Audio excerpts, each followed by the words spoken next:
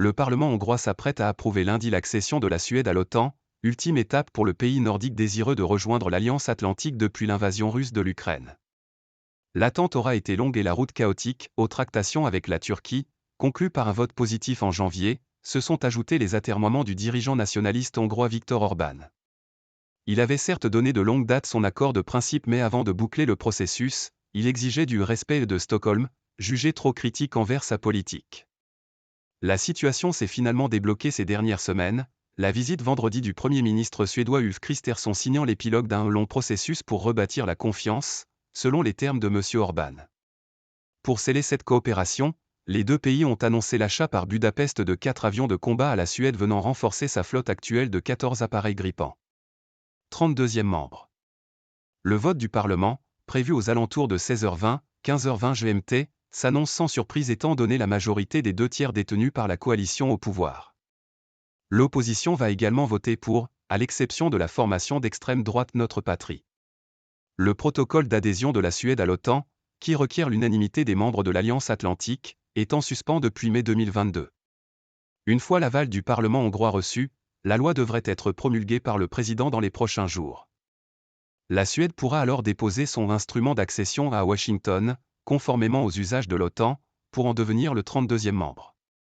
Dans le cas de la Finlande par exemple, Ankara avait donné son feu vert le 30 mars 2023 et la Finlande avait remis le document le 4 avril, intégrant donc l'alliance 5 jours après le vote turc. Stockholm avait annoncé sa candidature dans la foulée de l'offensive du Kremlin en Ukraine, en même temps que Helsinki. Le pays a ainsi rompu avec sa politique de neutralité adoptée après la fin des guerres napoléoniennes au XIXe siècle, puis de non-alignement militaire depuis la fin de la guerre froide. Stratégie de confrontation. Au fil des mois, la Hongrie n'a cessé de retarder l'échéance, invoquant à chaque fois des prétextes différents. Certains experts y ont vu une stratégie de chantage pour obtenir des concessions de l'UE et le déblocage de milliards d'euros de fonds actuellement gelés, d'autres le signe de la proximité de Viktor Orban avec le président russe Vladimir Poutine et le chef d'État turc Recep Tayyip Erdogan. Mais pour l'analyste Matt Zale, le Premier ministre hongrois privilégie avant tout les intérêts nationaux. Il est allé aussi loin que possible, s'arrêtant juste à temps pour ne pas causer de graves problèmes à la communauté transatlantique, dit-il à l'AFP. Tout comme il a bloqué pendant des mois une aide cruciale à l'Ukraine avant de céder début février sous la pression de ses partenaires de l'UE. En adoptant une telle posture, il veut prouver que son petit pays de moins de 10 millions d'habitants compte et ne doit pas être sous-estimé, estime le chercheur de l'université Sa Foscari de Venise.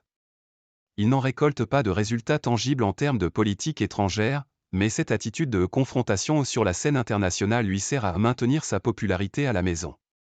Au risque d'être pris à son propre piège, si la Hongrie avait ratifié l'adhésion finlandaise 3 jours avant la Turquie, elle ait cette fois été la dernière, malgré ses promesses.